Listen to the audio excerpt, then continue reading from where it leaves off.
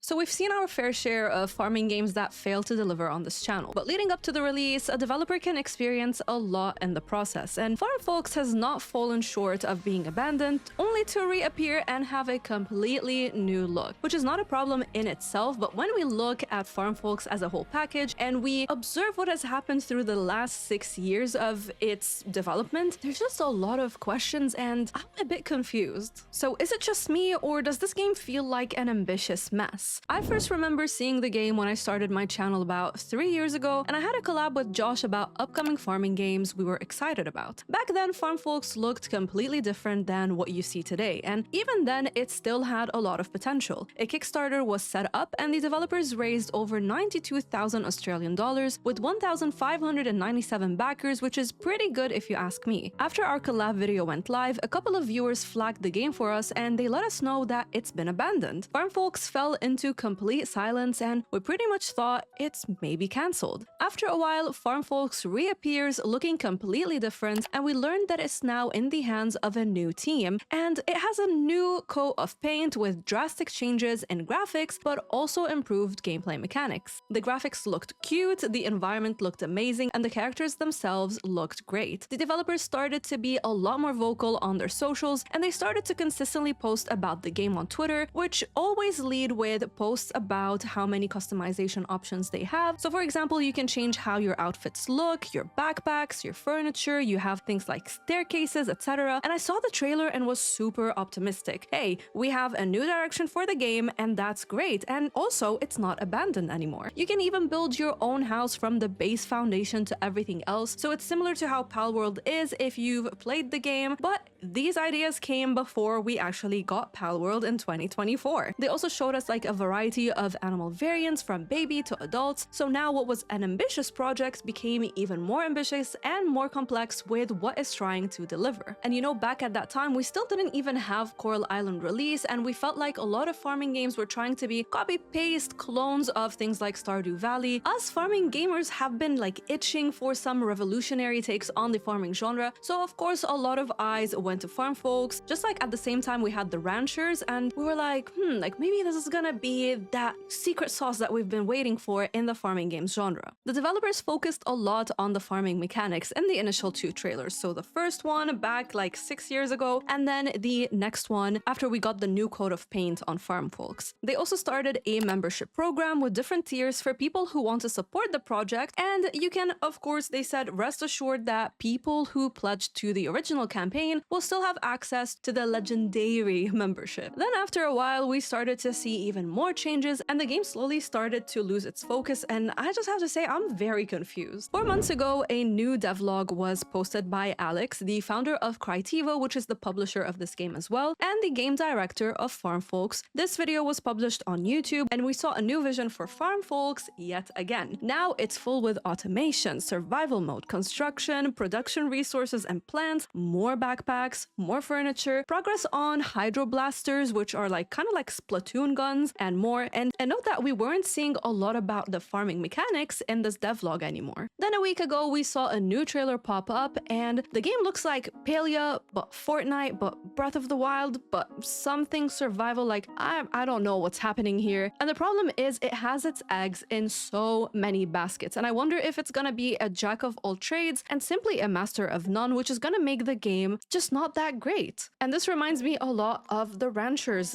Again, a game that is putting its eggs in so many baskets, and we really have no idea what that game is anymore. You might have also seen the Jiggle physics mechanics post that was an L take on Farm Folks' Twitter account that made everyone be very angry at them, and they slowly apologized and tried to redeem themselves from it, so you might have seen that game and got introduced to it through that post. But as I was scripting this video, an email was sent from the Farm Folks mailing list, and this happened to be the day after I got in touch with Farm Folks because I was asking them for some assets because I was making this video. I have like a skeptical take on the game. I got in touch with them because I couldn't really find any assets online, so I thought maybe they can help me out with it. Someone answered me from the dev team. I don't want to say who it was just to protect their privacy and in case they don't want to disclose who they are, and they they were a bit upset because I told them, and I have a video that has a skeptical look about the game, so I don't want to blindside them when this video goes live. And yeah, they were not happy about this. They were pretty upset about it, and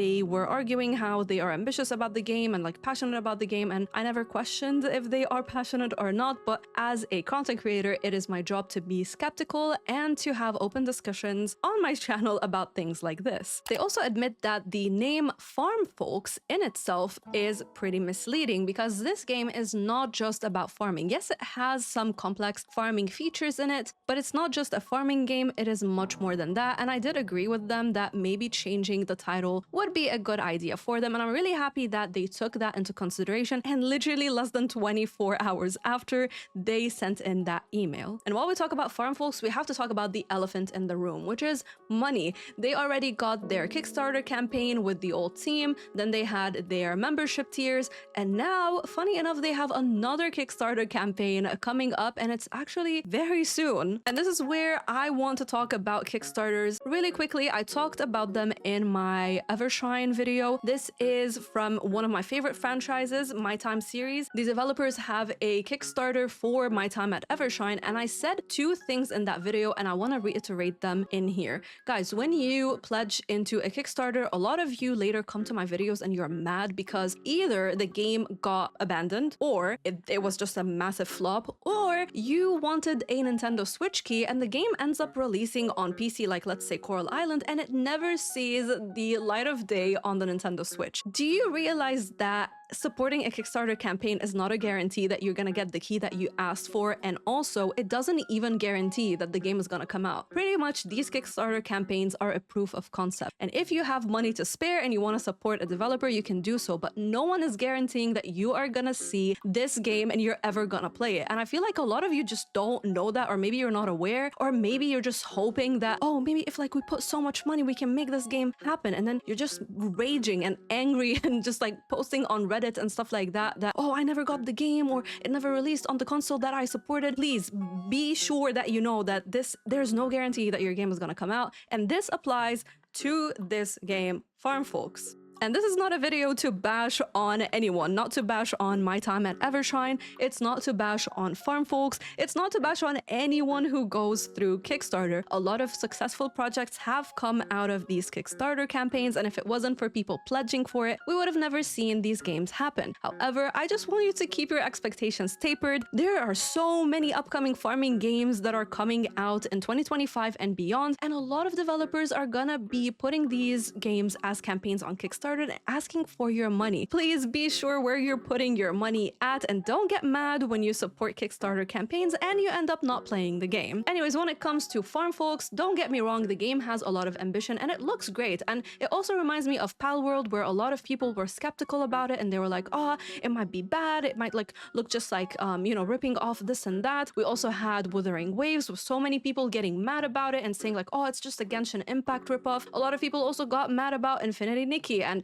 the whole gacha system. I'm gonna make a video about that maybe if there's like demand about it. There was a lot of controversy about it and like, oh, it's gonna have like barely any content and it's gonna be like a crap game. It's actually a really good game based on the feedback that I've seen from my friends. I'm not saying this game is gonna be bad. Actually, I will play it and review it for you when it comes out. However, I do have questions and I wonder why there's so many genres being thrown into this game, and it really feels like it just doesn't fit into one or two or three categories. It's trying to put itself in 10 different genres, and I'm confused, and I'm pretty sure a lot of you are confused as well. And so naturally, I wanted to make this video, which is like more of a skeptical look into the game and like, hey, I have some questions and I wonder what you think about it. And funny enough, we have so many games that are coming out with just some shady stuff happening, and one of them is a game that I talked about in the last video that I highly suggest you check it out, because you might be playing a game for free very soon and not know that you are gonna run into some NFTs and some scams while you're in the process. Thank you so much to my YouTube and Bubbly patrons for making videos like this possible, and a shout out goes to the Game Dimension, Jake, Logan, and Stephanie for going the extra mile. Until next time, please be safe and stay bubbly.